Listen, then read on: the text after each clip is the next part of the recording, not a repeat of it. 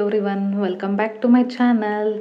ಇವತ್ತಿನ ಈ ವಿಡಿಯೋದಲ್ಲಿ ಈವ್ನಿಂಗ್ ಟೀ ಟೈಮಿಗೆ ಬೇಕಾಗಿರುವಂಥ ಒಂದು ಸ್ನ್ಯಾಕ್ಸ್ ರೆಸಿಪಿನ ಹೇಳ್ತಾ ಇದ್ದೀನಿ. ಇದು ತುಂಬ ಹೆಲ್ದಿಯಾಗಿ ಇರುವಂಥ ಒಂದು ರೆಸಿಪಿ. ಹಾಗಿದ್ರೆ ಬನ್ನಿ ಈ ರೆಸಿಪಿನ ಸ್ಟಾರ್ಟ್ ಮಾಡೋಣ. ಫಸ್ಟು ನಾನಿಲ್ಲಿ ಮೆಂತೆ ಪಲ್ಯನ ಚೆನ್ನಾಗಿ ಕಟ್ ಮಾಡಿ ಹಾಗೆ ಕ್ಲೀನ್ ಮಾಡಿ ಇಟ್ಕೊಂಡಿದ್ದೀನಿ. ನಂತರ ಒಂದು ದೊಡ್ಡದಾಗಿರುವಂಥ ಈರುಳ್ಳಿನೂ ಕೂಡ ಕಟ್ ಮಾಡ್ತಾ ಇದ್ದೀನಿ. ನೆಕ್ಸ್ಟು ಒಂದು ಮಿಕ್ಸಿಂಗ್ ಬೌಲ್ಗೆ ಕಟ್ ಮಾಡ್ಕೊಂಡಿರುವಂಥ ಮೆಂತೆ ಪಲ್ಯನ ಹಾಕ್ತಾ ಇದ್ದೀನಿ. ನೆಕ್ಸ್ಟು ಈರುಳ್ಳಿ ಕೂಡ ಕಟ್ ಮಾಡಿದೆ, ಅದನ್ನು ಕೂಡ ಹಾಕ್ತಾ ಇದ್ದೀನಿ. ಹಾಗೆ 1 ಕಪ್ ಆಗುವಷ್ಟು ನಾನು ಕಡಲೆ ಹಿಟ್ಟನ್ನು ಹಾಕ್ತಾ ಇದ್ದೀನಿ.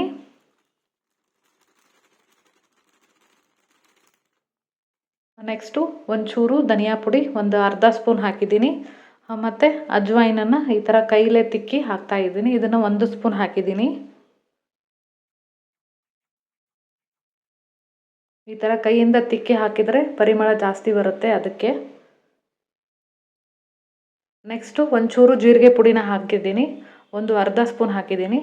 ಅರ್ಧ ಸ್ಪೂನು ರುಚಿಗೆ ತಕ್ಕಷ್ಟು ಉಪ್ಪು, ಹಾಗೆ 1 ಮೆಣಸಿನ್ಕಾಯಿನ ಚಿಕ್ಕದಾಗಿ ಕಟ್ ಮಾಡ್ಕೊಂಡು ಹಾಕಿದ್ದೀನಿ. ಇದನ್ನು ಫಸ್ಟು ಹಾಗೆ ಈ ಥರ ಕೈಯಿಂದ ಚೆನ್ನಾಗಿ ಮಿಕ್ಸ್ ಮಾಡ್ಕೋಬೇಕು.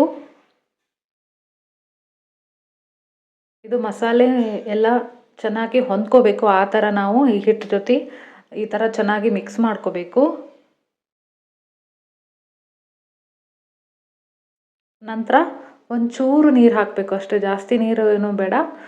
ಒಂಚೂರು ನೀರು ಹಾಕಿ ಮತ್ತೆ ಕಲಿಸ್ಬೇಕು. ಯಾಕಂದರೆ ನಾವು ಮೆಂತೆ ಪಲ್ಯ ತೊಳೆದು ಹಾಕಿರ್ತೀವಲ್ಲ, ಅದರಲ್ಲಿ ನೀರಿರುತ್ತೆ, ಸಾಕಾಗುತ್ತೆ, ಅದಕ್ಕೆ.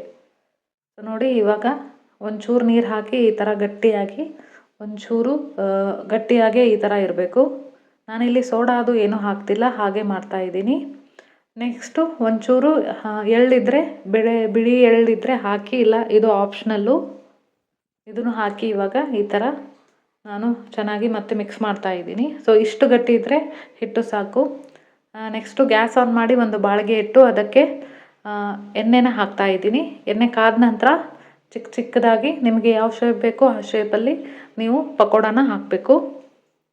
ಸೊ ನಾನು ಇಲ್ಲಿ ಈ ಥರ ಹಾಕ್ತಾಯಿದ್ದೀನಿ. ಇದು ತುಂಬ ಹೆಲ್ದಿಯಾಗಿ ಮಾಡುವಂಥ ಒಂದು ಪಕೋಡ ಅಂತ ಹೇಳ್ಬೋದು. ಯಾಕಂದರೆ ಮೆಂತೆ ಪಲ್ಯ ಕೆಲವು ಜನಕ್ಕೆ ಕಹಿ ಆಗಿರುತ್ತೆ ಅಂತ ಇಷ್ಟ ಆಗಲ್ಲ. ಸೊ ಈ ಥರನೂ ನಾವು ಮಾಡಿಕೊಂಡು ಸಾಯಂಕಾಲ ಟೀ ಟೈಮ್ಗೆ, ಇಲ್ಲ ಮಳೆಗಾಲದಲ್ಲಿ, ಇಲ್ಲ ಚಳಿಗಾಲದಲ್ಲಿ ಈ ಥರ ಮಾಡ್ಕೊಂಡು ತಿನ್ನಬಹುದು. ಸೊ ಗ್ಯಾಸನ್ನು ಲೋ ಫ್ಲೇಮಲ್ಲಿಟ್ಟು ಈ ಥರ ಕರಿಬೇಕು. ಒಂಚೂರು ಗೋಲ್ಡನ್ ಕಲರ್ ಬರುತ್ತಲ್ಲ, ಈ ಥರ ಕರೆದ್ರೆ ನಮಗೆ ಬೇಕಾಗಿರುವಂಥ ಮೆಂತೆ ಪಕೋಡ ರೆಡಿ ಆಗುತ್ತೆ. ಮೇಲೆ ಕ್ರಿಸ್ಪಿಯಾಗಿ ಒಳಗೆ ಸಾಫ್ಟಾಗಿ ತುಂಬ ಚೆನ್ನಾಗಿ ಇದು ಪಕೋಡ ಬರುತ್ತೆ. ನೀವು ಹೊರಗಡೆ ಎಲ್ಲ ಕಾಂದ ಬಜ್ಜಿ ತಿಂದಿರ್ತೀರಲ್ವ, ಅದೇ ಥರ ಕ್ರಿಸ್ಪಿಯಾಗಿ ಈ ಮೆಂತೆ ಬಜ್ಜಿ ಬರುತ್ತೆ. ಕೆಲವೊಬ್ಬರಿಗೆ ಸೊಪ್ಪು ಲೈಕ್ ಆಗಲ್ಲ, ಅವರಿಗೆ ಈ ಥರ ಮಾಡಿಕೊಟ್ರೆ ಖಂಡಿತವಾಗ್ಲೂ ಇಷ್ಟ ಆಗುತ್ತೆ.